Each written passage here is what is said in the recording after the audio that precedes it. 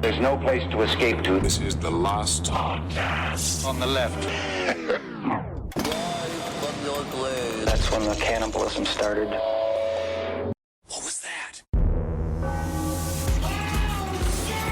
Yeah, the first one is good, though. I stand amazing. by the first one. I mean, it's a total ripoff of The Invisibles, but Everything's a ripoff of something. Shakespeare stole from the Romans. But who did the Romans steal from? they stole Jesus' life. Jesus. Very. Jesus Christ. And then who was there for Jesus? Hey guys, it's been funny and all and stuff, but like, we don't have to actually nail me to this thing. Guys, hey guys, you guys are being really funny, all right? But stop it with the spear, okay? Oh my goodness! Welcome to the last podcast. Okay, there, buddy. Welcome to the last podcast. On the left, everyone, I am Ben Kissel. I'm staring at Marcus Parks. Staring intently. Staring intent. Your teeth are looking great, Marcus. Thank you very much. They really. The Invisalign is working slowly but surely. I actually see the change. I really do. It's weird, right? Yep. And then of course we got Henry Zabrowski over there. You sound like a man who just has been staring at trees during September. Oh Been like, man, I see it. I wish. I see it. Yeah. Yeah. Is it yellow?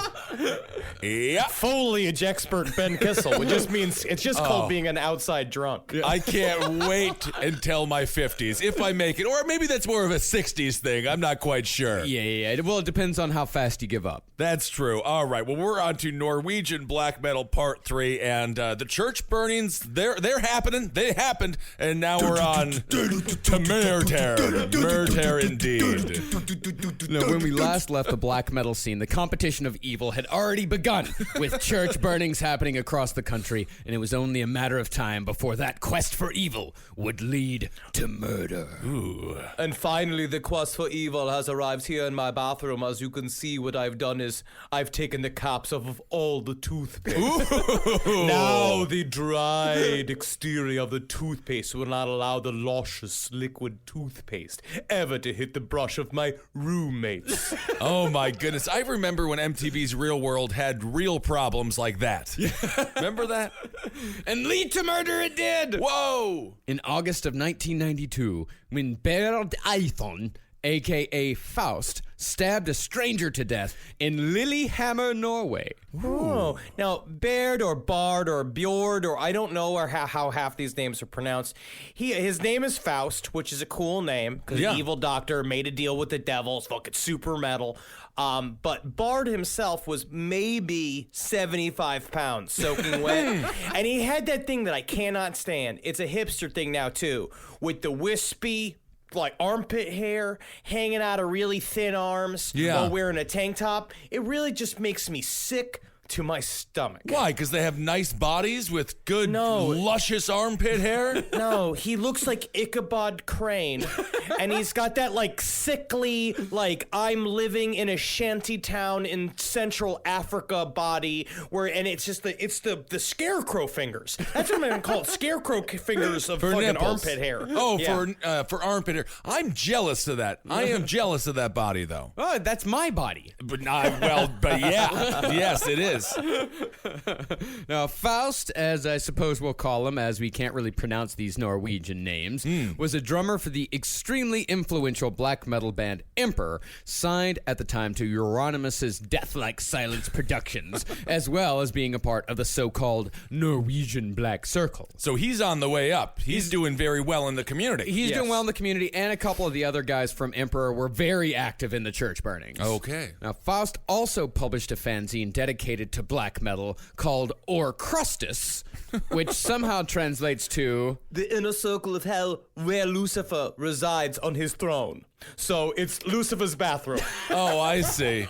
Yeah, Orcrustus just sounds like a horrible pizza place. It's all vegan, no cheese at all. It's like you can have Orcrustus or Crustus. That's all we have is Crustus. Like, it sounds like the thing like after sex when you pee and it just comes out in the two separate streams. Oh, yeah. So in August of 1992, Faust was in Lillehammer visiting his mother for the weekend. Excuse me, everybody. I know you will miss me. I'm sorry I'm missing rehearsals and visiting my mother. But I will make sure that it is the most evil trip to see my mother that has ever been. The most black metal visit ever. I don't know about you, Sven, but Faust is getting cooler and cooler. So Faust was out having a drink, but he left the bar stone sober because, in his words, quote, "The atmosphere didn't suit me." Oh, so you can't have a drink because the atmosphere didn't suit him? no, the atmosphere did not suit him, so he had to go home. You got to have a drink to suit the atmosphere. You left your mother's house to go get a drink. Like, I don't understand. Like, you left the bad part to go to the good part. So what is it? The atmosphere just didn't have enough rotting corpses? I guess so. After leaving the bar, Faust decided to walk through a park that had been constructed for the upcoming 1994 Winter Olympics. Oh. Oksana Bayul. Yes, I remember. Yeah, the sexual awakening of many of us. Well, was this the Kerrigan Olympics? Actually, it was I the think it Kerrigan was, Olympics, yeah. 1994.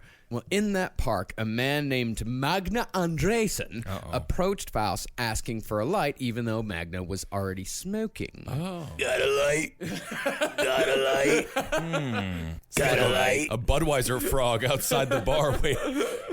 Now, it was obvious that Magna was cruising for a little action. But instead of politely declining and moving on, Faust decided then and there, spur of the moment, that he was going to kill this man. Oh, my. Well, Magna asked Faust if he wanted to leave the park and go up into the woods together. They walked together into the forest for a while until Faust decided the time was right. I love that this guy's courting habits were the same as Chikatello's. I'll ask him to go to the woods with me. Nothing could go wrong. Or Faust later said, I don't really remember what I was thinking, but at least I knew if I didn't do it now, I would not get another opportunity. The way that you do it, I feel like you should be throwing spaghetti in the air. Just very chef-like. So as Magna was walking behind Faust and talking, Faust pulled out the folding knife he always kept in his back pocket, turned around, and stabbed Magna in the stomach. Magna fell to his knees, and Faust continued stabbing him in the neck and face. And when Magna finally fell to the ground, Faust continued stabbing him in the back, sticking the knife so hard between Magna's shoulder blades that Faust had to brace his foot against the body to get it out again. And after pulling out the knife, Faust started to walk away, but heard Magna making noises like he was still alive. Faust walked back and kicked Magna's head in, later saying, I didn't want him to manage to live through this and go to the hospital and report me. It was easier to take his life and then go and hope that everything would be okay. Man. Meanwhile, there's a Michelob at a really nice TGI Fridays with his name on it. And he could have just sat at a damn bar and had a drink. Instead, he killed a poor man. He could have been wined and dined. Yeah? He is 20 years old. Faust has nothing. Faust is a garbage person. Yeah. He met an upwardly mobile gentleman that just so happened to want to have a tussle in the bushes. Right. Which I think is a thing. People find that romantic. Sure. I don't, only because I hate leaves. Well, they stick to your on me. body, yeah. Yeah, I'm not into that. So it's like I find it romantic. Do you? Yes. So you guys. Well, you can listen to Sex and Other Human Activities on Last Podcast Network for more insight into the romantic leanings of Marcus Parks. Do you guys leave your apartment to go out into the streets of Greenpoint to have sex? No, you don't do it in Not the in the street. city, I don't No, think not he's in the city. referencing. No, there's no romance there. No, there's no romance there. And not really in Prospect Park either because, there's kids there. And you can't go to Central Park to the Brambles because that's where the cruising happens. You've the thought homeless, about it. The homeless gay men already have that all staked out, so we Sure, can't use sure. that. Do the Brambles have like a no breeder sign? Well, it's understood. can you not- It's understood. It's an Yeah, understanding. that's just that's something in New York Okay. City you understand. Have you ever walked through the Brambles before? And I don't know what a bramble is. I know there's a drink called a bramble. Brambles is a part of Central Park where lots of gay sex happens. Okay, well, gotta have a little fun. Yeah. You got to leave a lot of clearance for your feet. You got to really lift your knees when you're walking through there because you don't you just want to make sure you don't accidentally step on a honeymoon. Well, all in all, Faust stabbed his victim 37 times. Oh. And the body was found 2 days later by a schoolgirl jogging in the area. I just see that's my problem though, is that in these areas I just imagine like a very well set woman in a lederhosen dress With a beer them all stein on her smushed head, up. yeah. And the pigtails. I mean, Yeah. it's the old cliche, why jog? Why You're just jog? going to find a body. But has a person skipping jog? ever found a body? Have a little more fun with it. Well, the day after the murder, Faust returned to Oslo, where he joined Varg and possibly Euronymous, depending on who you talk to, and burned down Holmenkollen Church. This guy is having a busy 48 hours for a black metal star. Yeah, man. Technically, it's called a black metal bat mitzvah. Is what he just did. Is that he it was true. He hit it all at once because what he said was that he went to go hang out, immediately started bragging about what he did, Smart. and then the two of them said, "Do you want to come on this church burning with us?" And he just straight up said, was like, "Well, I've already killed someone. I might as well burn a church." And Horrible people. Yeah, and the night after that, the night after the church burning, Faust was watching TV when he found that he was directly responsible for both the lead and the follow-up stories on the national news, which nobody had Wow. linked at the time. So, but they didn't realize it was him. The No, stories were they just had- out there. They had no idea. They knew that the church burnings were they knew that it was a black metal thing, Mm-hmm. but with Magna and Drayson, that was just a complete and total unsolved murder. Okay. And when Faust was asked if Magna being gay had anything to do with the murder, Faust said, I don't like it when you're trying to get people who aren't homosexual. It's okay if they want to be homosexuals, but at least they must stay with their own people. This guy is dressed like Avril Lavigne on a bad day. Yes. After being buried in the ground for 3 days, and he has the audacity to judge others. It's really incredible how judgmental they are. extreme. I mean, their whole thing is based on being judgmental because these guys are very biblical. But I thought like they were they supposed to are be Old cool. Testament biblical. Yeah. No, it's the opposite. They are hardcore us versus them. It's the same thing as like it's the bad side of any what becomes sort of like a cult-like mentality. Is that they believe it's us versus them, and they sit there also kind of sounds like if he didn't kill him, that they might have fallen in love with each other. Yeah, that's a bit of that in there as well. Well, that's what Faust is. He's one of those homophobes that as long as gays are on the other side of the room, he can keep that hatred and homophobia at bay. But as soon as a gay person talks to him, he starts feeling all weird inside. He freaks out and it comes out in extreme violence. My In other goodness. words, he's one of those guys with the feelings that are strongest. Yes, exactly. Now, the night of the murder, Faust immediately called Euronymous to tell him all about the murder. And Euronymous told Varg, and Varg used it as currency to show how cool and evil the scene was when he was talking to girls. It's like that sleepover game that used to be advertised when we were a kid, where it's like you call the girls up on the telephone and they're all like, "What? Say it again." Brad did what? And they're curling the telephone cord on their finger back and forth, just kicking their feet up, eating marshmallows in bed. Man, it's a 90s flashback week for me. I watched Goosebumps yesterday as well. Oh, how was that? It's horrifying. It's great stuff. Is it just you with your suit jacket on and no clothes underneath that just is drinking a tall No boy? clothes just at all, watching my Goosebumps? friend. No clothes at all at home for me. Well, not only did this murder and the subsequent church burning give the scene a bit of social currency, it also gave the scene more confidence in their actions. Oh, my As gosh. not only had they gotten away with dozens of arsons, including one that had resulted in the accidental death of a firefighter, but one of them had now gotten away with murder and topped it off with another church burning, all consequence free. Oh, up to this point. I would to this assume point. some consequences must be coming, correct? But just like the Doomsday Machine and Doctor Strangelove, there's no point to any of this if you keep it a secret.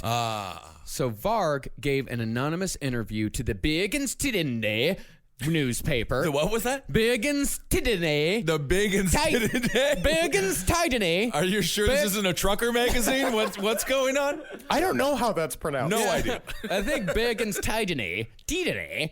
It's a newspaper. In any case, It's a newspaper. It's a newspaper. He gave the interview in January of 1993, and this is the interview that Varg refers to as the media event. Go fuck yourself. Honestly, it's this whole thing where he says he did this on purpose and this is carefully constructed. No, and it may actually be, I think it kind of is. but it's the way that the media was manipulated just so easily. It's because the story was just handed to them. Yes, exactly. And so they just ran with it. It's such a perfect media story. It's a great media, especially in the 90s. Like, you know, Totally. you've got the whole satanic panic thing going Right. on in America, and then all of a sudden Norway has their very own satanic Right. panic. They have their very own huge crime story to cover, and people ate it up. They could not get enough of it. It's Oh, just yeah. Innocent times, man. The simpler days, the fun days, man. Yeah. You got religion, you got church burnings, you got murder, you got it all. Yeah, Music. Glory days. Is that what that song's about?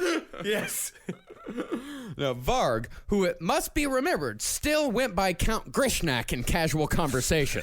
Casual conversation. Just say, hello, Count. Oh, this is my friend Count Grishnak. Hello, Grishnak. It's very nice to meet you. Oh, my God. Krishna.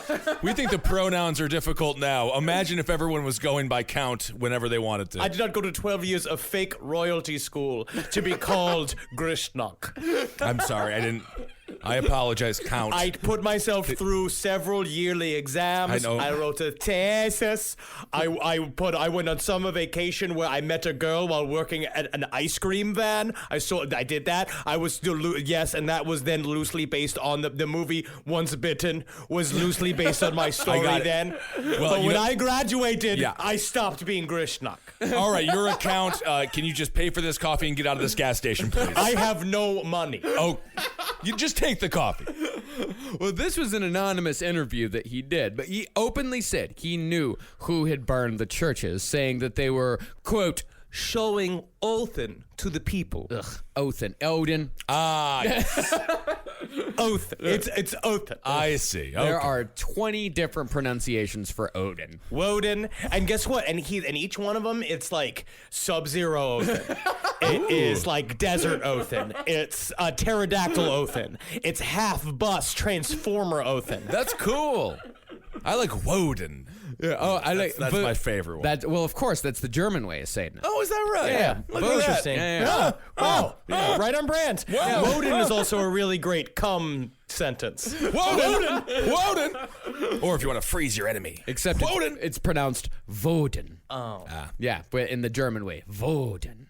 But that's some of that cultural memory we were talking about in the last episode, the Carl Jung cultural memory. You have that, Ben. You were immediately drawn to that. This is All true. right. We've never talked about this. Kissel has the power of the runes deep within his blood. Kissel is born with Vril at his fingertips. I'm gonna start summoning it. You guys better watch out. Yeah, you're the only one, man. Yeah, I've only got like English and French energy. Whoa. A little bit of Native American. Woden. Well, Varg was also quoted as saying that one of the churches that was burned on Christmas Eve was burned not because of the date, but because the black metalers had heard the word peaceful said on TV, and they got all mad about the quote-unquote righteousness in society. Oh, God. So this is when Varg becomes the penguin. They are D-bags. Well, Varg says that a lot of the things printed in this article, and for that matter, many of the things printed in Lords of Chaos, are complete and total lies. And there are probably some exaggerations here and there. Oh, I'm sure. But the thing is, a lot of the things Varg said in the interview were confirmed, so it's hard to say what's true and what's not. Yeah. Now, they may not have burned the church because someone said the word peaceful, but this was the interview in which he mentioned the bunny chase that we talked about in the last episode. And a decapitated bunny was indeed found at Fantoft Church. But later, the autopsies will reveal that it was a suicide. Of the bunny? Oh, Yes. we gotta increase the bunny's lifestyle. Yes. Plus, some of the quotes do sound a hell of a lot like the self-serious bullshit Varg likes to spout to this day, such as... It's not good for us to laugh. We have nothing to laugh at in this laughable society. Well, then you got something to laugh at. Exactly, it's a laughable make- society. I don't know. Doesn't make any But sense. you think about this, right? So now it's obviously a chicken and egg scenario. He now made the media event to tie the black metal scene to the crimes, which then causes heat to show up and investigate everyone, which then also creates an impetus for everybody to make the fiction real. So what he did was is sort of, in a way, he just did the thing, well, like, now we have to walk the walk. Because if we don't, we look like a bunch of hypocrites, and I am actually the big, fat, dumbass loser that I sound like.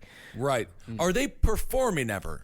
Yeah, they're Okay, they performing. still are. All right. Varg doesn't do many live performances because it's a one-man band, so it's Right. very tough for him to do a one-man Bursum show. But That's even true. Mayhem they didn't do very many performances at all with the original lineup. So these guys are playing shows. Like I think like Emperor and Dark Throne were playing like a ton of shows. Okay. But we'll get into what Varg is really all about, or at least what I think Varg is really all about.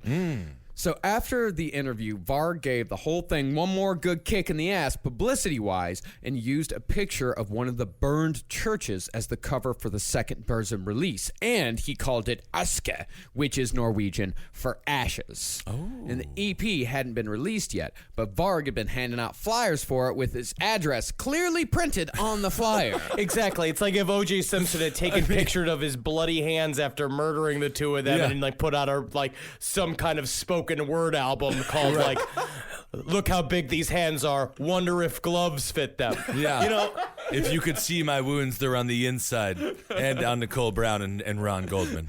Well, cops put two and two together, went to the address, and arrested Varg for arson. And he was put in prison from January to March of 1993, but he was set free as they couldn't actually prove he was doing anything more than just talking shit. And Varg knew that. Now, this whole thing, from interview to arrest, accomplished exactly what Varg wanted it to. It boosted him both as a figure and the scene and in the national Norwegian media, and it juiced the hell out of the whole black metal scene. And if you get famous in the national Norwegian media, we're talking hundreds of people. do you have any idea how many? I think it's Rickles. What's the name of their money? Rubles. Rubles, runkles, No, rubles is Dunkers? Russians. riffles. It's like Yeah. it's like Sklackles. It's like some weird name. But you'll have up to tens of those, whatever that is, and you'll have any fjorn you want. That you pick up. I don't know what that is. I think it's a type of shirt. It's like a shirt skirt that they wear. You can have any sort of tiersel, which is like I think is some sort of sandal shoe. It's all of this. They're all combo clothes. Cool. Kind of selling it there. Now, things were reaching a fever pitch, and it was only a matter of time before something really big happened. And that's We've already had church burnings and murder. That's not big enough for these guys? No, we're talking really big. Isn't that? That's not, okay. Wow. No. And that something would not involve anyone on the outside, but rather it would happen from within, with the murder of, how is it, Eystein Ursith? Aston of Arseth. Aston Arseth. I'm gonna go with John Thompson. Can we just call him John Thompson from here on out? Anyways, that's Euronymous' real name. It's spelled Oystein Arseth, but yeah, it's Oystein Arthas. Eystein Ursith. Aston Arseth. Woden. Now, as we said last episode, Burzum, Varg's one-man band, had signed to Death Like Silence Productions, which was the record label that Euronymous owned and operated. Badly. Can you imagine how sad it would be to just watch Varg, like with the guitar on a stand, like we showed last night on the stream? It's a guitar on a stand, him trying to play guitar, running back to the boom, to the drums, like doing like, wait a minute, going up and hitting like the beats machine, so it's being like, and then him screaming, or like doing that thing where you build the layers with the machine, where you play one layer and then click the next thing. You build the layers. That is how he. I'd assume that's how he recorded all the Burzum albums. I don't think he ran from one. I instrument like to Henry's another. idea better, though.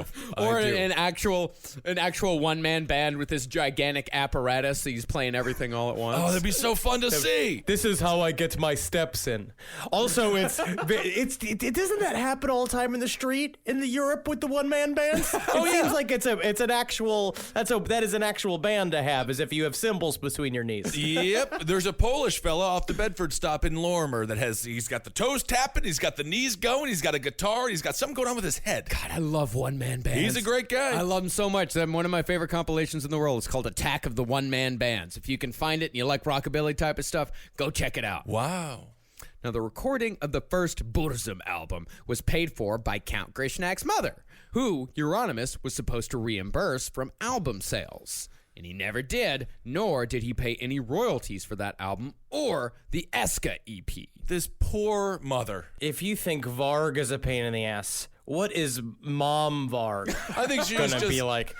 so desperately trying to forget that her son is a loser. Well, from what Varg says, she supports him wholeheartedly in his racial opinions. Oh, I see. Yes, and it's alternative. She's an alternative mother. I see. But Euronymous had more problems than just royalties. He was also in a bit of a tiff with a number of bands from the Swedish black metal scene after he mockingly called the bands Therion and Afflicted, quote-unquote, life metal in an interview. Oh, snap! This is on. Oh my God. I gotta see It's them like fight. saying, it's like having a review that's like, more like shit. Yeah. Life metal. Ooh, that cuts deep. He did, however, have very nice things to say about Marduk. Oh, very nice. Yeah, and Marduk is a fantastic band. Well, probably the best Swedish black metal band out there. Okay. Yeah. I mean, there are differing opinions, but that is the prevailing opinion. All right. Furthermore, Varg's interview had brought so much negative press on the black metal scene that Helvete, Euronymous' record shop that was paid for by his parents, was shut down on the directive of said parents. No, you can't shut down my record shop, Mom. That's where all my evil is. Mom! Oh, wait a second. I got all of these kebab stains on my belly button. I need to start wearing full shirts. Oh, trust funds. They're funny. Those kids are a funny bunch. Well, it's like all of the around me in Brooklyn is all like the one-stop shops where it's called like Victorious, and it's got 3 shirts on hangers in there, and there's nothing else in there, and it's obviously just made by someone's parents' cash, and then it's closed in 2 months. Yep, I walked into a store in Williamsburg recently, and they laughed me out of the building. Like, legitimately, we're just like, we don't have your size. What are you? Get out. And I just kind of left. Just stitch the other clothes together. Stitch the clothes, put it together. I'm here to spend my money. And then you start immediately turning like a senator, start screaming. That's what I do. When they start telling me that they don't have clothes for me, and they're just being like, I'm here to spend my hard-earned cash. You mean to tell me? Well, so Euronymous, he's fighting with the Swedes. He's got all the bands are screaming at him about royalties. His parents have made him close down his precious record store. He's losing control here. He is fighting with all the neutral countries. The courage. The courage. And they have a lot of fight. energy to infight because they're not fighting wars. That's true. That's a good point. I also wonder, do you think that it's cause kind of like Tony Soprano, right?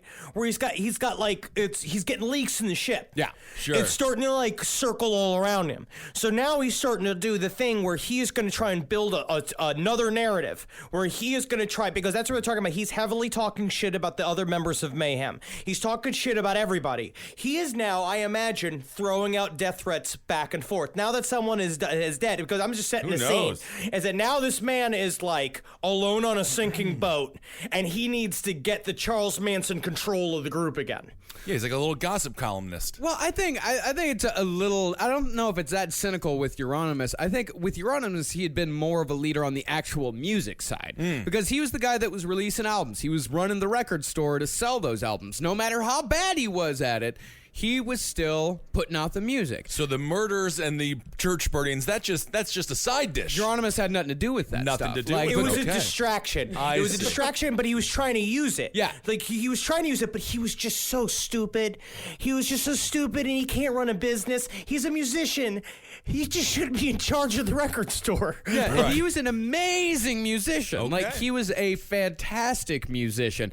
But yeah, I mean, usually musicians do not make good businessmen. Different skill sets. Sometimes they do. Unless a lot you're of times Dee they Snider. don't. But Yeah. then you also have to be 100% sober. Yeah. That is the. By the way, do not watch the Twisted Sister documentary. It is so It's true. awful. If you, have get a to chance, be completely it's so bad. sober to be a good musician Yes. and a businessman, and none of them are. It's like the 3 of us talking when we have our business talks. Oh, yeah. Where we're like, I mean, really the big thing is that we just gotta chart up. Yeah. I'm like, well, guys, no matter what's happening, I am tapping this keg. So let's do that. Businessmen. We sniff cards like we're kids in the hall. Well, Euronymous, he liked to talk a big game about evil and such, but from what I can tell, the black metal scene for him was about just that, black metal. And even in interviews, when he talks about evil, it all just seems forced. Yes, I doubt that he's a poser. He just cares about the music. Yeah. He just wanted to make good albums. He liked the philosophy about it, but mostly he was, but again, that's why I'm saying it's like he was seeing himself lose control over the people because that's how he would have control. So he'd hold court at the record store, and he would have all of these, he had all lines of communication running through him. He had his basement where like people from out of town would stay. So it was this great hub of the whole scene that he was in charge of. But in the end, it was just about music. But the problem is that he was up against essentially Varg, who was now taking it to a terrorist level where it was past the music. Yeah, exactly. Like Euronymous was all about the music, but that was not so for Varg Vikernes. For Count Grishnak, this shit was and still is very real and more about the ideas than it was about the music. And that doesn't discount Burzum as a band nor as an influence. No matter how big of a dickhead Varg is, those first two albums are landmarks. It's like we said about Jerry Lee Lewis. Just because he married his underage cousin doesn't mean he's not important to the history of rock and roll. There we go. Everybody has their peccadillos. Everybody has their peccadillos. Yeah, you remember Chuck Berry liked to... I remember the old Chuck Berry. We did St. Louis. We performed at one of his famous bars. Blueberry Hill, yeah. Blueberry Hill. Yeah, just because Chuck Berry liked to film women peeing in his restaurant. That was not good. That does not mean that Chuck Berry is not one of the fathers of rock and roll music. And also, great chicken in that restaurant. Yeah. It was a nice restaurant. But I just don't... You could have paid him to pee on you. Yeah, there's a series of mistakes that Chuck Berry made, and now he's gone. And we did make fun of him to the point where we possibly did, maybe we were complicit. in the 90-year-old's death. I don't know. Yeah, we're not defending any of these guys. Of course, we're not defending any of their actions, but you can't deny that their music, their art, did have a huge effect on everything that came after. Of course. Look at Woody Allen or Tom Cruise. Yeah. To separate the artist from the art. Yeah, sure. I'm actually upset. I want to see that the movie Tom Cruise is in right now, but I can't look at him. I can't do it. You just can't look at Tom Cruise Aggravates anymore. me. Yeah. Sucks. Yeah. But it seems to me that for Varg, the ideas and principles come first, and the music comes second. And Euronymous and Varg, they fucking hated each other by the end. According to Varg, a lot of other people in the scene hated Euronymous as well, although, again, Varg is an unreliable source. This is what he said about that. Dark Throne realized what a jerk he was. They didn't want anything to do with him. Fenris likes Austin. Austin? Is it Austin? Is it Austin? Even I have a hard time with it. But the other guys, they hated him. They cursed him in rituals. They were Satanists. That's how they show how they hate. Me, I just wrote Euronymous sucks big ones in bathroom stalls. That was my grassroots. That's brutal. But I think a lot of it had to do with money. The reason why everybody else hated him is because he wasn't paying anybody. Yeah, he fucked up the whole business. He couldn't get reprints of Burzum. That's kind of what the big fight that happened to in Varg and Euronymous is that Burzum, the second album, sold out really fast, but Euronymous could not afford the second rollout of records, and Varg was already in with him for money, couldn't get his royalties paid out, so he's getting madder and madder. I think that Varg also, because he didn't get the stature that he wanted in the scene, because I honestly think in the end Euronymous genuinely didn't really care about his position. It happened naturally, and then he was trying to maintain it. Where Varg he wanted what Euronymous had because he thought he was actually more hardcore because we are gonna find out he was the real hardcore one.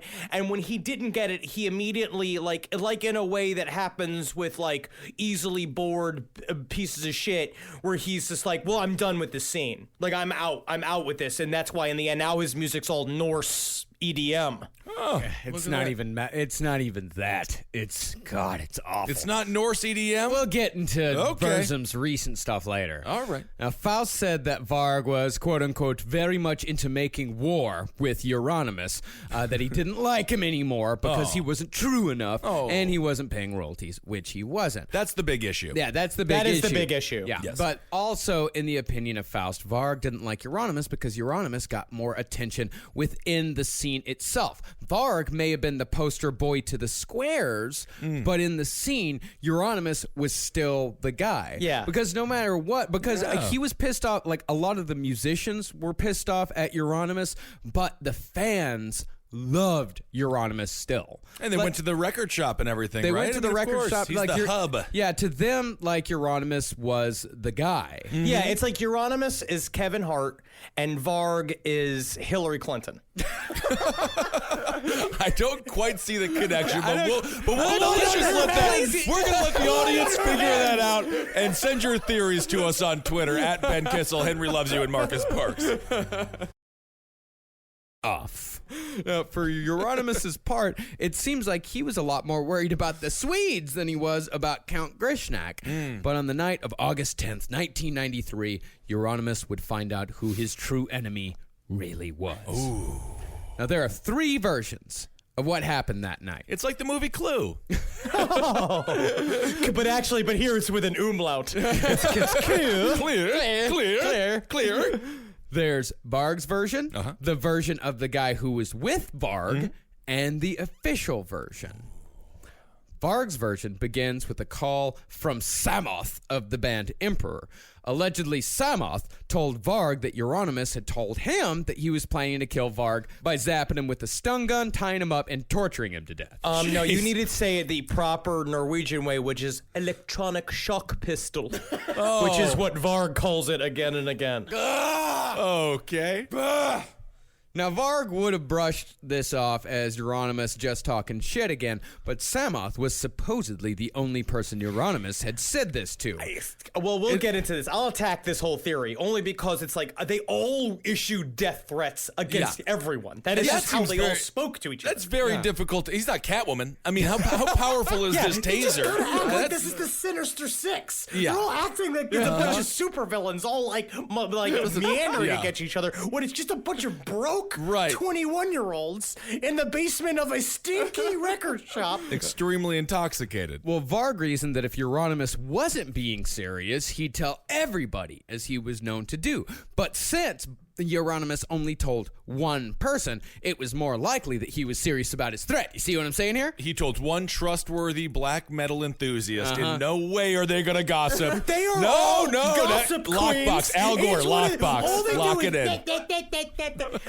What a fucking nest of hens. Well, that's the irony about all of this. And that's what Varg said. He said, like, Euronymous, of course, he told Samoth, but of course Samoth reported directly to me, so I found out about it immediately. Reported directly to him, huh? Chelsea and Barbara in the office. God, like, desperate house dweebs. This is unbelievable. Desperate house dweebs. Well, and not only had Euronymous told Samoth that he was going to kill Varg, Euronymous had also just sent Varg a very nice letter. Oh. Now, we don't know the exact contents, but Varg described it as, quote, sweet, pink, and cozy. And this naturally made him even more suspicious. Ooh. Would you believe every I had a heart above it?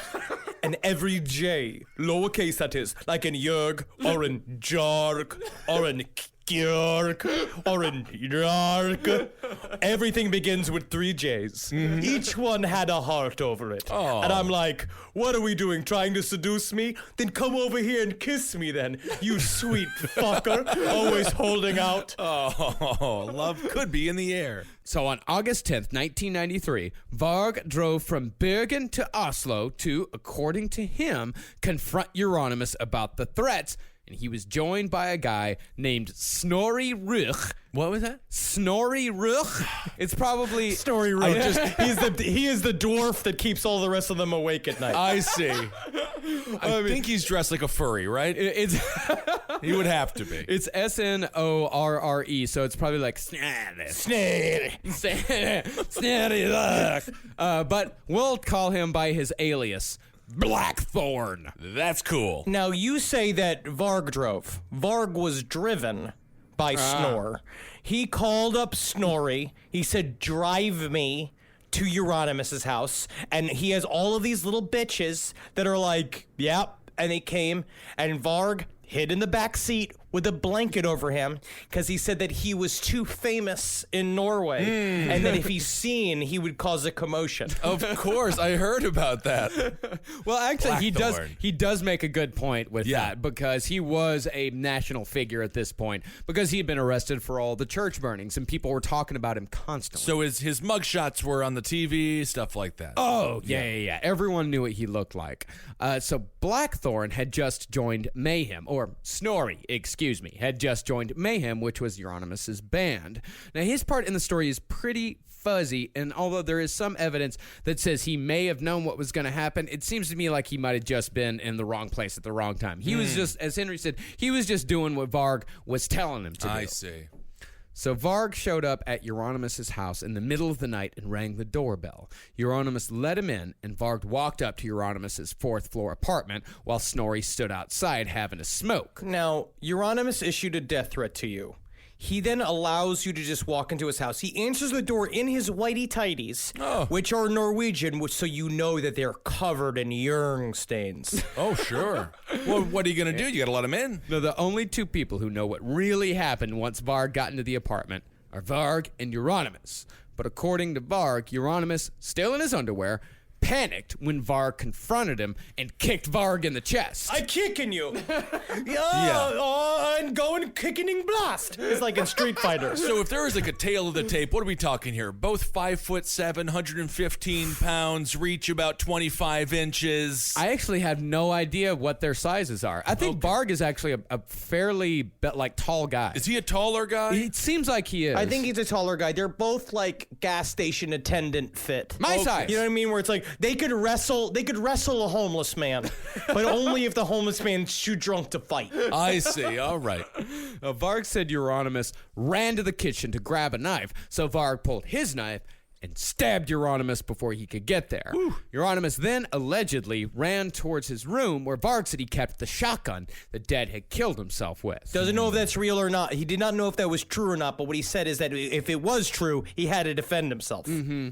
But Varg managed to chase Euronymous out of the apartment, who was screaming for help and ringing the doorbells of all his neighbors. Which gave Varg complete contempt, because he died like a coward who goes screaming and running like a little girl. It's like you're stabbing him. Yeah, you are stabbing him. You're stabbing him. He's in his underwear. It's 3 a.m. He doesn't know what the fuck's going on. He's wearing his cool I Heart Transylvania shirt. Well, Varg said that since he was now absolutely convinced that Euronymous had been planning to kill him, Varg decided to end it right then and there. Ooh. And as Euronymous was running down the stairs, Varg stabbed him in the back again and again. Euronymous fell, and Varg delivered the killing blow by stabbing him in the skull hard enough to make the knife stick. Whoa. Jeez, that is not easy to do. That is not easy to do at all. No, you have to be very mad at someone. That is a fatality there. Well, my goodness. But I don't know if he's telling the truth on that, because the coroner's report says that Euronymous was stabbed 23 times, and they list the official cause of death as blood loss. Varg is the only one who says that he stabbed Euronymous in the skull so hard the knife stuck. No one else says that. Nothing Varg says is true. I am now convinced. I've listened to him tell this story 4 or 5 times. He does it again and again on his YouTube page. He did it in the documentary, and I think he is full of shit. I think that he panicked and was just stabbing him, and then he died at the bottom of those stairs while Snorri was just outside, just being like, oh. Still smoking the world's longest cigarettes, apparently. I don't know what the it heck was is a going on with that 500. guy. It was Marlboro's 500. Light it with a torch or something. Now, it may have happened that way. It may have been self-defense, but there is a mountain of evidence to the contrary that says this was a premeditated act through and through. Mm-hmm. Now, according to the official court documents, there was a third accomplice in all of this. Just before Snorri and Varg left Bergen for Oslo, they set up an alibi. First, they rented a movie, one they had already seen, so they could describe the plot to police later. And apparently it was Mrs. Doubtfire, because according to them is that, if you rented it, how could you not stay at home and watch it? I agree. He just wants his children back, and then actually it's a very creepy film. Anachronism, Mrs. Doubtfire was not released yet. 1993! Anachronism! No! Wow. Wowza. Wait, what year was Mrs. Doubtfire? 93! I don't know about that. It might not have been on video. God, it was 93. Okay, it was on video. I don't know if it was on. I don't know if it was on video yet, because It took about 6 months. This whole thing happened in August, and I'm pretty sure Mrs. Doubtfire was a summer video. Maybe and it takes a long time for videos back then. It was in the 6 90s. months. It was Back 6 then in the months to the 90s. day. Back then in the 90s, it took a long time for a video to be released in other countries I as don't opposed know. to America. I don't know. Harvey Firestein, he was very We'll funny. let the listeners figure this They one can out figure for that us. out, but At hot flashes. At Hot Marcus flashes. Parks, at Henry Loves You. Wow. I call anachronism. Wow, I will decide the truth on that. Well, after they rented the video, they left an ATM card with the third accomplice who was supposed to take out some cash in the middle of the night to make it look like Varg was still in Bergen. Unfortunately, they left the wrong card, so that part of the plan fell apart. So fucking stupid. What did they And then leave? Varg also brought with him a contract that would have released Burzum from Death Like Silence Productions, because that was his whole reasoning was saying, I went to Euronymous' apartment to hand deliver this contract, to throw it in his face so that he could see that Burzum had left, and Euronymous tried to murder me, which is garbage. They had been barely talking. It was already happening where it was like Euronymous was trying to reel him back in because he wanted Burzum on the label, because he loved Burzum, he loved the band, and technically had a lot of weird love for Varg, but Varg just rejected him completely, and so he just thought he had built this solid thing, when in reality it was fucking a Coen Brothers movie where everybody's a moron. Like, he fucked it up completely. Oh my goodness! Used his head like a butcher block. That is horrible stuff here. If he did it, Well, the whole thing with the contract, Snorri said that if Varg dropped off the contract with Euronymous releasing Burzum, then everybody would think that everything was hunky-dory between them. And that there would be no reason for Varg to kill Euronymous. And that, according to Snorri, that's exactly what Varg told Euronymous the visit was for through the intercom, was when Varg was trying to get into Euronymous' building. Because Euronymous did not want to let Varg in. yeah, shouldn't have let him in there. Yeah, of course not. No, it's 3 a.m. Somebody has just driven 12 hours to come see you in the middle of the night. Why are you going to let him in the house? He's like, I just went to bed. Come back in the morning. And then Varg was insistent, and Euronymous let him in. And for some reason, when Snorri retells the story, he only refers to Varg as the Count. Oh God, all of these people reminds me of high school when we used to play D&D, and then we used to call each other by the names of our characters. Oh, God, really? Wait a second. Yeah. What? Like, In public, in school? outside of the D&D game? Yeah, my name was Ignatius Nostradamus because I was an elf wizard. I was a chaotic good elf wizard. Wow. 7 years to get that piece of information out. Wow, that is. What was Ignatius? What was that name? Ignatius Nostradamus? Ignatius Nostradamus. Yeah, it was cool, and I had control of fire. So Stu, is that Stu? So you were a pyromancer as well? Yes. Thank you, Marcus, for using the proper term. Wow. Hey, if he's going to be nerdy, he better be nerdy right. Oh, absolutely. Get into it. Well, Snorri said the Count had brought gloves with him as well, but he forgot to wear them.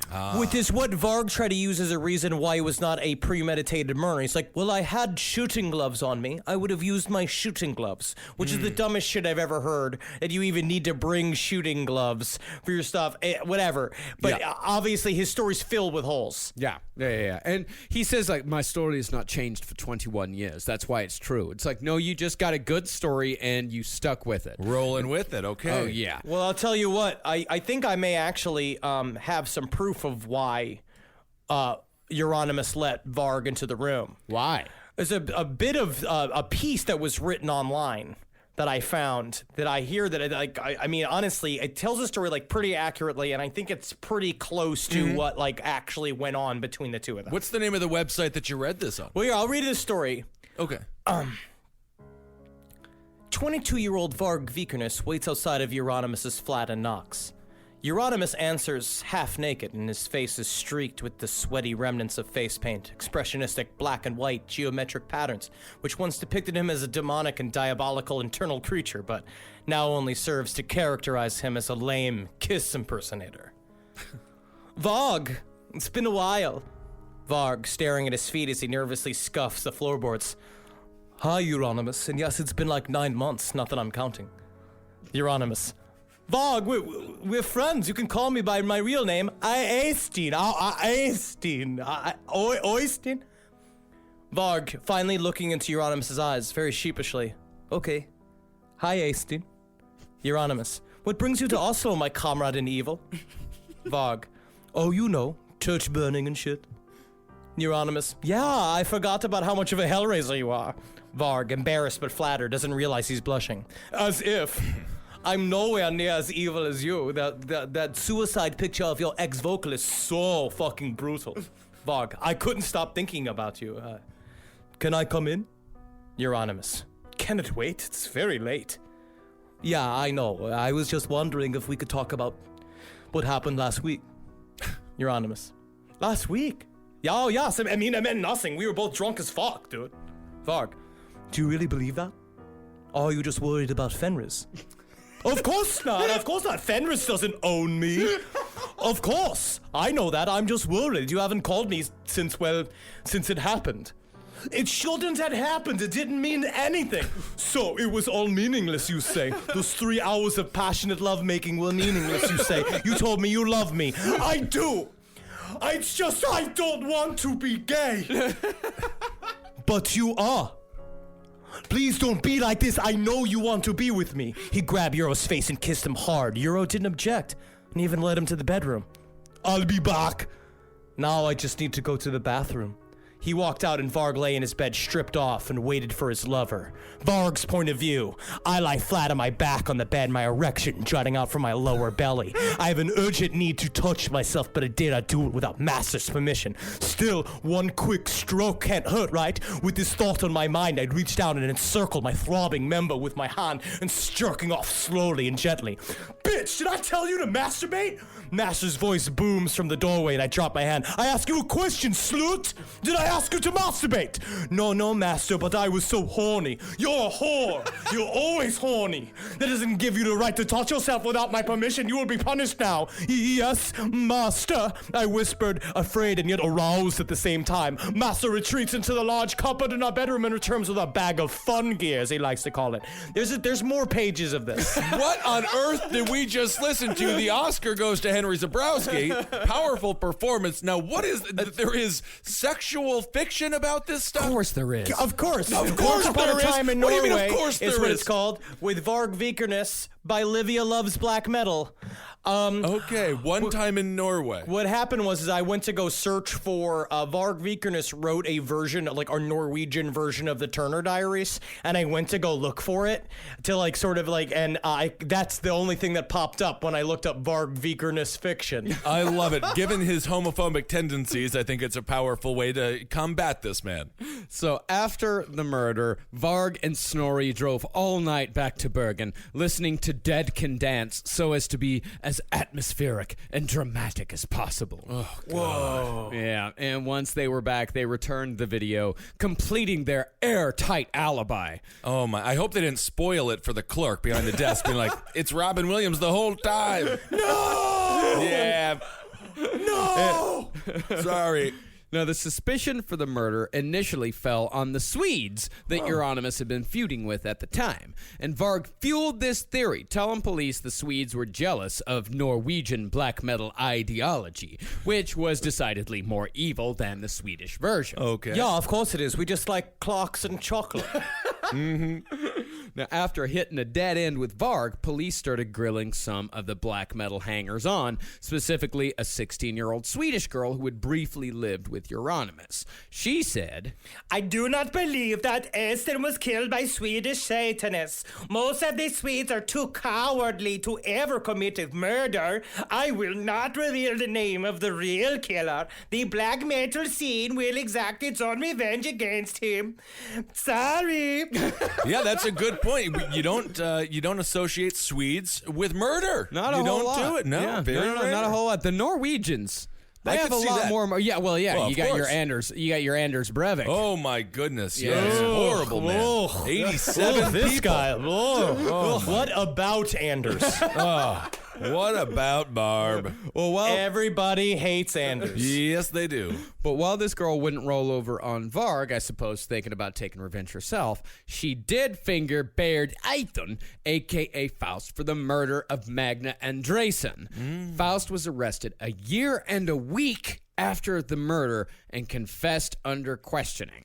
But there was still no evidence other than this young girl and his confession, right? Yeah, there was no evidence, but his lawyer advised him to confess. Never confessed. You got to watch the documentary on Netflix. Have you guys seen the confession tapes yet? Very interesting. It is very good. interesting. It's very, very Yes. good. I would like to do an episode about false confessions. I think it's really Yeah, interesting. oh, for sure. We definitely should. Now, after Faust went down, the rest of them fell like dominoes, including Varg, who had stupidly left fingerprints all over the crime scene. He didn't wear his shooting gloves. Well, you know why he left fingerprints all over the scene?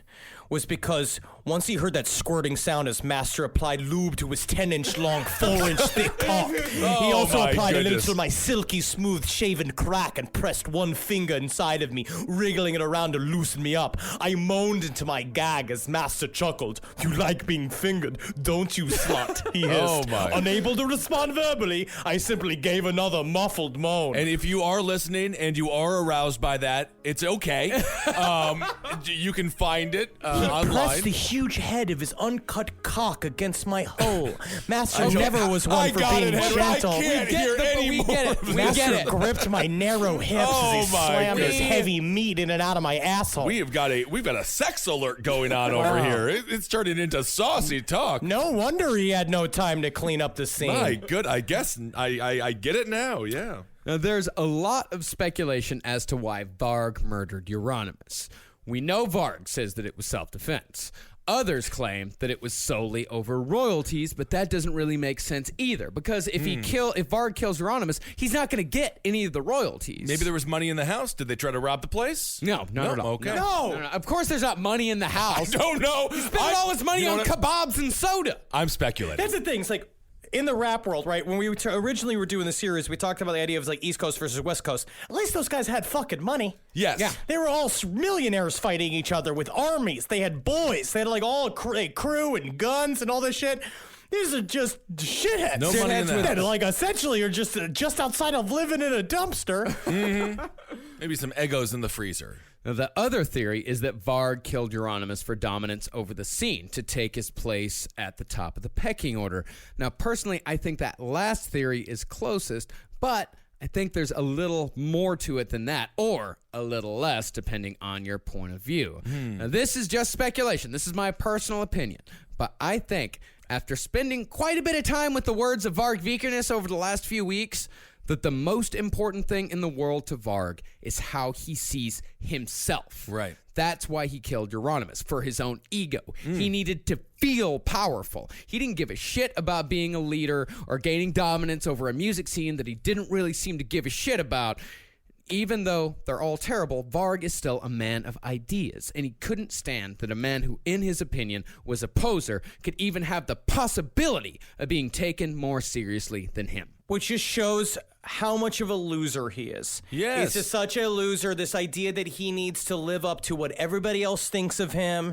It's also, there's a part of this concept of like, that's how far you gotta go in the black metal world, where it's like, no, actually, the farthest you gotta go is get a platinum record. Yeah, that so would what be- that means is that that would would be nice. be really impressive. But in Varg's mind, he is living his truth the best, to his best ability, right? Like he thinks he's actually walking the walk. He's talking the talk, and now he's walking the walk. So you're saying hashtag yes queen. He is yes To Varg. queening. I mean, it leads to horrible results and murder, but he did follow through with what he was saying. So I think in his mind, he's telling the truth, or he's living a truthful life. Above all, Varg is a man of principle. Yeah. That's strange, that is thin, what pale way. Yeah, he has his principles, he has his ideas, and he sticks to them, and he has stuck to him for his entire fucking life. He has not wavered once in his beliefs. All right. So for the murder of Magna Andresen, Faust was sentenced to 14 years in prison. And when That's it? That's it. Well, that's the Norwegian justice system. I don't know And about when he that. was later asked if he regretted it, he said, There's no remorse. I took his life and I paid for it. It's not a big deal, at least not in my opinion. Yeah, because you didn't really pay 14 years. I mean, that's a steal at any murder. well, Snorri... That's a low price for a murder. Snorri Ruch, a.k.a. Blackthorn, was sentenced to 8 years for his part in the murder of Euronymous.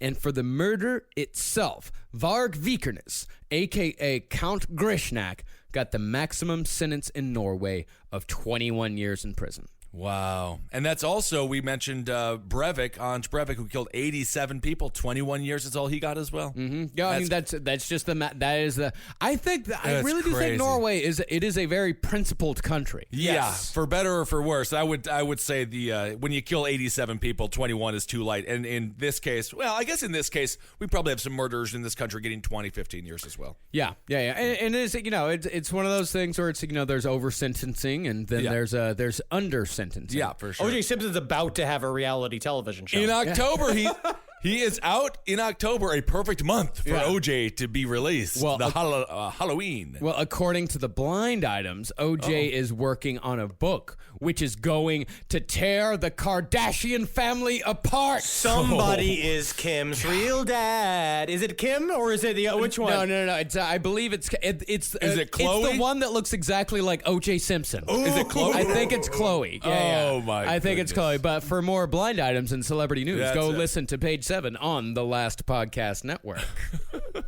So where is Varg today? Where is Varg? You know what, Marcus? Can I ask? Where is Varg today? Let me tell you. Thank you. Well, it's been 24 years since his conviction. So he's now out of jail and has his very own YouTube channel. He's a regular PewDiePie. Yes, he is. Yes, he is. A racist. I in honestly, other words. this is a controversial opinion, but I think technically he is more entertaining than PewDiePie. Okay, well, it's not that I would say controversial. I could see that by far for sure. more. By far more. But this man can drone for hours. Yep, his videos my cover gosh. everything from the purpose of blonde hair and Thulean myths to other videos with titles like "How big muscles can a man get?" How big muscles can a man get? Well, his whole thing is that bodybuilding is a selfish act, and that men should only be strong enough to work in the woods, and that if you have too big of muscles, it eats up too much energy, so it's bad for survival. not true. Which then again just sounds like he just wanted to look at muscles. He also, what and did he that's do what it in is. prison for 21 years? Well, he said he read. He was a scholar. It was essentially a time of scholarship in which I read and I wrote. And that video, "How big muscles can a man get?" It's mostly just a slideshow of old-timey Scandinavian beefcakes, which Varg seems to have quite a large collection of. It's like Interesting. 20 beefcakes. Okay. And it's all from a very specific period of time. Fascinating. Now, he posts videos almost every day, sometimes multiple times a day, mostly from the front seat of his car, as most YouTube videos are made for some fucking reason.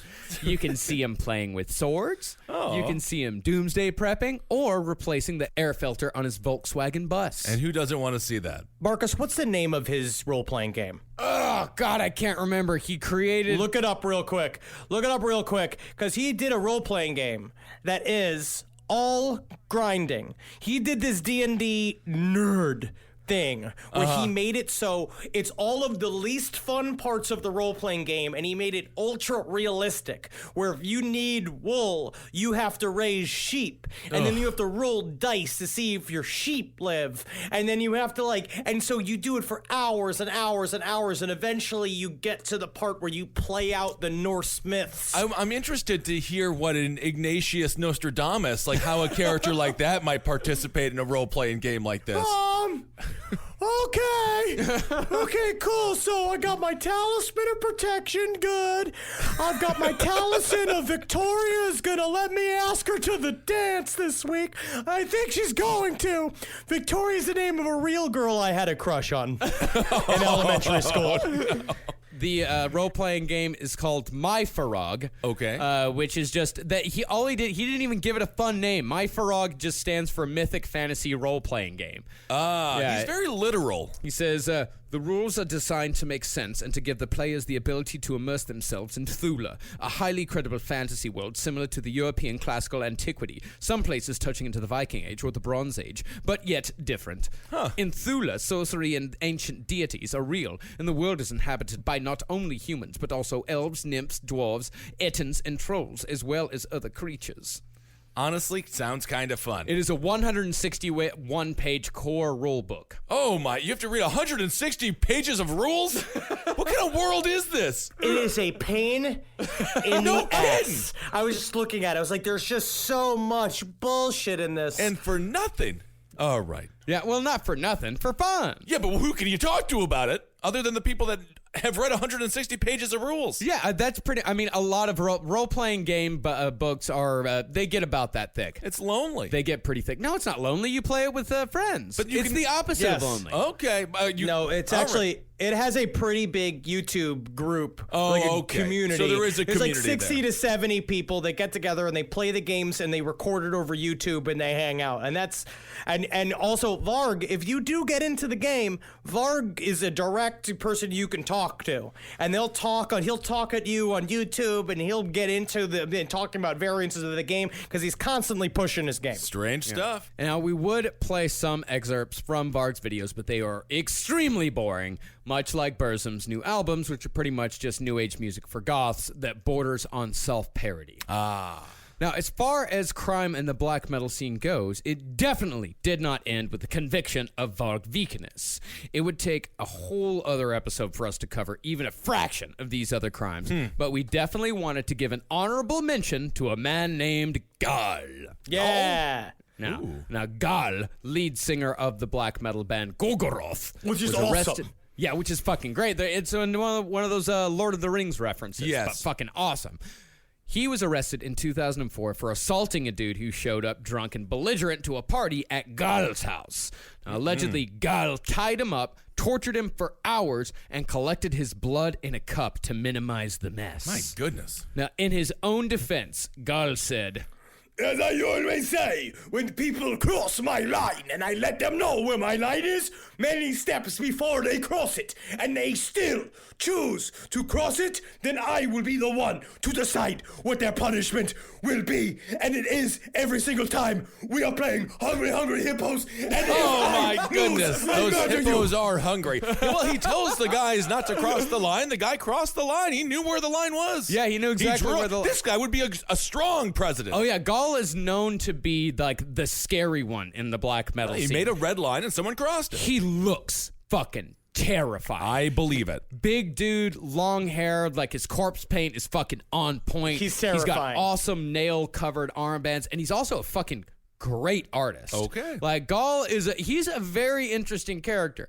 He also allegedly beat a guy half to death backstage at a concert for making homophobic remarks, as Gal is one of the few openly gay dudes in the black metal scene. Principled. But Gal claims that nobody said anything to him directly. He heard it. I will suck dick so evilly, I will suck the devil's dick and make the devil come, because there's nothing more fucking metal than sucking the devil's dick so well that he comes in under 3 minutes. And I'll do it. Time me. 2.5 minutes. Wow, 2.5 minutes. Under 3 minutes. I will say I wish the devil had warned me before he ejaculated. It's simply polite to do. And that's the day the devil died. Now, in other news, not 2 weeks ago, right here in America, the Polish death metal band Decapitated were arrested on suspicion of kidnapping a fan, although very few details have been released about that one just yet. I'm not trying to get into all that Polish death metal. No. That's intense stuff. I was also trying to look up famous Polish warriors, because Norway has all these famous warriors, and I believe there's one called the Hathars, and they just wear big hats. And it's bad. It's bad. Well, you're a Polish man, so I'd imagine you wanted to look into your My heritage, ancestry a bit. my family. Yep. What'd you find? Not a lot. And while it may not be a crime, the band Stalag have used actual criminals in their recordings. One of their members works part-time in a mental institution and was able to convince the administration to let him borrow patients to sing on one of their albums under the guise of primal scream therapy. Very interesting. It's just nice with Stalag is that they actually got the patients permission to use their screaming, because it was like they were already screaming. Yeah, why not use it? Which is nice. Yeah. Put a microphone in there. Yeah, one of the 7 vocalists they used had been institutionalized from the age of 16 for murdering his mother by stabbing her over 30 times. Not good. And another patient almost killed another patient during the recordings, which is supposedly captured on the album. Jesus. Oh, my goodness. It didn't happen, though. Okay, thank God it didn't happen. Now, here is a sample of Stalag's album, Project Misanthropia, recorded in an abandoned chapel.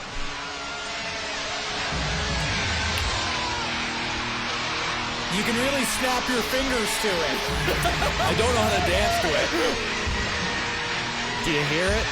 The people screaming? Do you hear It sounds like hell. Yeah. You should listen to the whole thing. It's like 35 minutes long. That 35 minutes of that? Yeah, it's an album. Yeah, dude. I mean, That's a short album, too. I feel like it's like when you go into the into water that's room temperature. At some point, you don't even realize that you're in water because that's already what my brain sounds like. That's fine. And that's it. Wow, there it is, Norwegian black metal. That's it. 1, 2, and 3 One, parts. 2, and 3. And Good as job. a nice epilogue, Fenris from Darkthrone that we've mentioned a few times. You know what he does today? What? Mailman. There it is. And he loves it. I love mailmen. He still does music, of course, but yeah, he just got a day job as a mailman because he just loves delivering the mail. There it Fenris, is. despite the bad shit that he did in his past, he got over it, and he's an all-around pretty good dude. He's known as like the cool dude in the black metal. Yeah, scene. he's got a sense of humor. It's kind of nice. I'm excited that we covered so much that we got to cover, and I'm glad that the black metal scene still got it. There it is. Yeah, this says Watane's still out there throwing goat's blood on everyone, making people puke. Yep. The good stuff. They're doing all good things. The good stuff, man. Mayhem's still out there Yeah, doing man. their shit. Oh. Yeah, I mean, Yeah, and it's kind apparently, of cool. like their new vocalist is like pretty fucking great. He toured with Sun and did a lot of really cool shit. So yeah, the black metal scene still going strong to this day. There it is. All right, everyone. Let's see. We are in Toronto. We're in Pittsburgh. We're in Toronto this Friday. We're in Toronto this Friday, September 22nd. There are tickets available for that. You can go to our website, lastpodcastontheleft.com, to get tickets for that. Of course, we're coming to LA soon. We're going to be coming to Omaha, Nebraska. That's it. On November 18th, and we've got one other show this year that we're going to be announcing real soon, but it's a place that people have been asking us to come back to for a long time. So That's we're going to be announcing that very Very soon. excited about that. Two things. So for the LA show, we're gonna have a costume contest. So Yeah. make sure you guys show up full gear. We're doing this shit. I think it's gonna be a lot of fun. Yeah. It's Halloween. Let's fucking bust it out if you want to wear a costume. And second of all, If you want to, you don't have to though. yeah, but I always like an excuse to wear a costume. I know you do. And then September 29th, Friday at 11 p.m. at the People's Improv Theater in New York City. I will be in town. We're doing a Murderfish show. I guess it's going to be the last one. I don't know when if we'll ever do it ever again. So if you want to come out to see a Murderfish show, come and hang out. And you're in the New York City area, September 29th, 11 p.m. There it is, September 29th, the People's Improv Theater. Great place. Keep on supporting all the shows here on the Last Podcast Network. Abe Billion's Top Hat for everything political, page 7, that was as referenced in the show. Sex and Other Human Activities, Movie Signs with the Mads, Wizard and the Bruiser, all the great shows here. Make sure to go check them out and rate and review them on iTunes. And let's get all these shows to number 1 because you guys deserve to be only listening to the best, and you have been for years. So thank you so much. And I also want to thank Hungry Ghost Press for sending a big box of merch. Their shit is amazing. They sent a bunch of posters, a lot of T-shirts, like some of them, like that. I love your T-shirt so much. I fucking love Hungry Ghost Press. So thank you very much. And also want to thank Laughing Lion Dry Bags. Okay. For sending us a bunch of dry bags. They're just bags What are that are dry dry. bags? They're bags that you can put stuff in, and it keeps them dry. I love it. I do not know why they. It's for kayaking and What rafting outdoors and- crowd? That's Look at three. all You're of us. literally We're the trying The three to- of us, we are water people. I love being out get there. us to do outdoor activities. I'm They're gonna trying to start help doing us. it. I would love to see me follow fit us- in a kayak. Good Follow lord. us on Twitter at Henry Loves You, at Marcus Parks, at Ben Kissel. Follow us on Instagram at Dr. Ventasty, at Marcus Parks, at Ben Kissel, the number 1. There it and is. follow us on all of the bullshits at LP on the left. There you go. Hail yourselves, everyone. Hail Satan! Elgin. Hail me. And let's do a Magustalations. Magustalations. Hey guys, don't kill somebody. Just make an album. Make You know what I music. mean? Just make albums. Make an album. Make 6 albums. There it is.